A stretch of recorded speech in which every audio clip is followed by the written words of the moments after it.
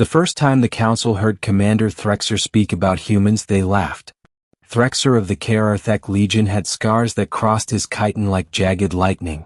He had lost 2 limbs in the Zarnak Rebellion, 1 eye to a plasma flare, and half his wing membrane during the Siege of Eshk Prime. He had earned the title of War Veteran across 3 interstellar coalitions. His name carried weight, except when it came to humans. Humans were new. They were fragile. They were loud, unpredictable, and, according to most of the Galactic Union, strategically irrelevant. That was the problem. The Galactic Defense Council chamber orbited the blue giant star Archelon, a ring of crystalline spires and floating platforms.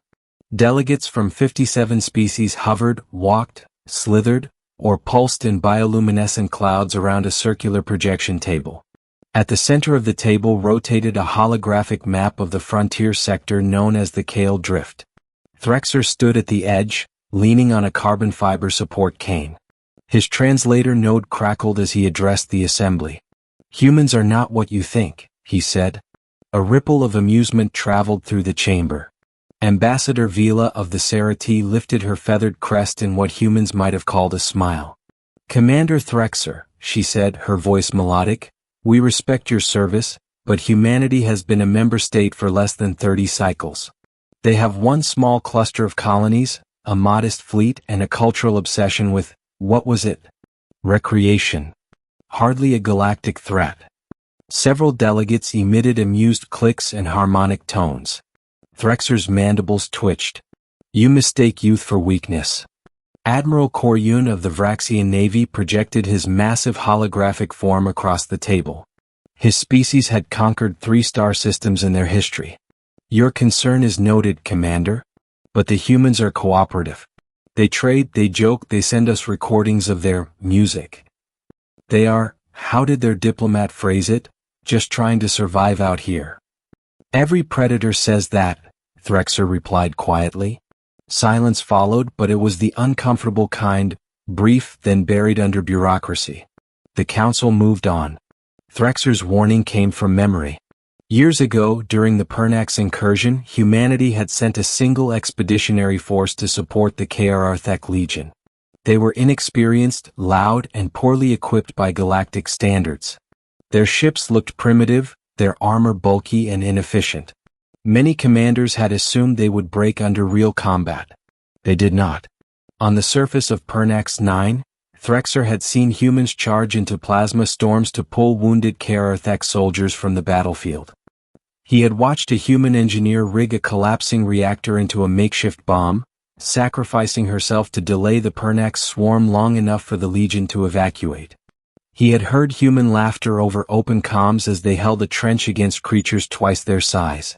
But it wasn't bravery that frightened him. It was adaptability.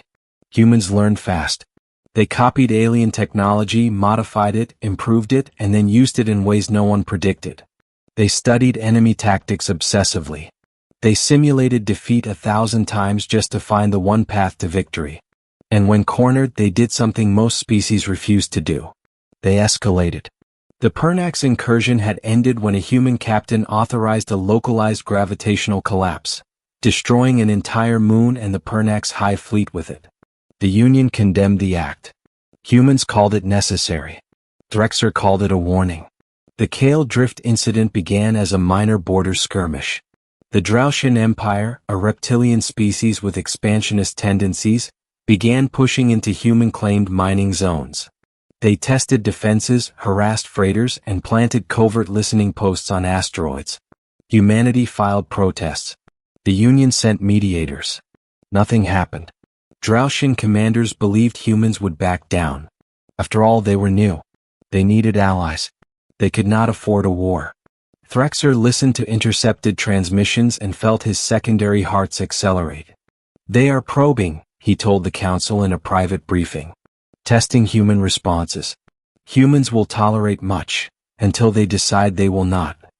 "And what then?" asked Vila. "Then they will end the problem so completely that no one will ever try again." The Council filed his report. Then they ignored it. The Dral'Shin made their mistake during the harvest cycle. A human colony on Kale 3, a dusty rock with a thin atmosphere and vast mineral wealth, was still in its early stages. Families lived in domed cities. Children attended makeshift schools. Terraforming equipment hummed across the plains. Dral'Shin raiders descended without warning. They destroyed orbital defenses, boarded civilian transports, and seized several hundred colonists. Their goal was leverage, force humans to abandon the system and cede mining rights. Human media erupted in outrage. The Union called for restraint. Threxer watched human channels in silence. He saw no chaos. He saw preparation. Humanity's response was not immediate. They sent diplomats. They filed emergency motions with the Union. They requested inspections and peace talks. Dral'Shin commanders laughed and demanded territorial concessions. Behind the scenes, human military networks went dark. Threxer recognized that pattern. They are planning something, he told Admiral Koryun. Of course they are planning a rescue mission, Koryun said. Commendable, but they are outmatched. Dral'Shin fleets outnumber theirs 3-1. They are not planning a rescue, Threxer said. They are planning a lesson. The lesson began with silence. Dral'Shin listening posts detected no fleet movements. Human ships stayed within their core systems. Trade continued as usual. The Union relaxed. Then one by one Dral'Shin supply convoys vanished. No distress signals. No debris fields. Just empty space where ships had been. Dral'Shin accused pirates. Pirates denied involvement. Then a Dral'Shin communications hub went offline. Then a shipyard suffered a catastrophic reactor malfunction. Then a planetary defense grid experienced a cascading software failure that shut down half its satellites. Humans denied responsibility. Threxer knew better. They are rewriting the battlefield, he said during an emergency council meeting. They are dismantling the Dral'Shin infrastructure piece by piece. Without firing a shot? Vila asked. Shots will come later, Threxer replied. The shots came 3 months later. Human fleets emerged from hyperspace across the Kale Drift, not in a single armada, but in dozens of independent task forces. Each was small, agile, and heavily modified. They used stealth fields derived from Pernax technology and kinetic weapons upgraded with Counterattack alloys. Dral'Shin commanders scrambled to respond. But their sensors were compromised. Their logistics chains were broken. Their fleets were isolated. Humans targeted shipyards, fuel depots, and command vessels. They avoided civilian populations. They broadcast evacuation warnings before major strikes. They documented everything. To the Union it looked like a surgical campaign. To Threxer it looked like mercy. The final phase began with a message. Every Dral'Shin screen, from military command centers to civilian markets, displayed the same human figure. A woman in a simple uniform.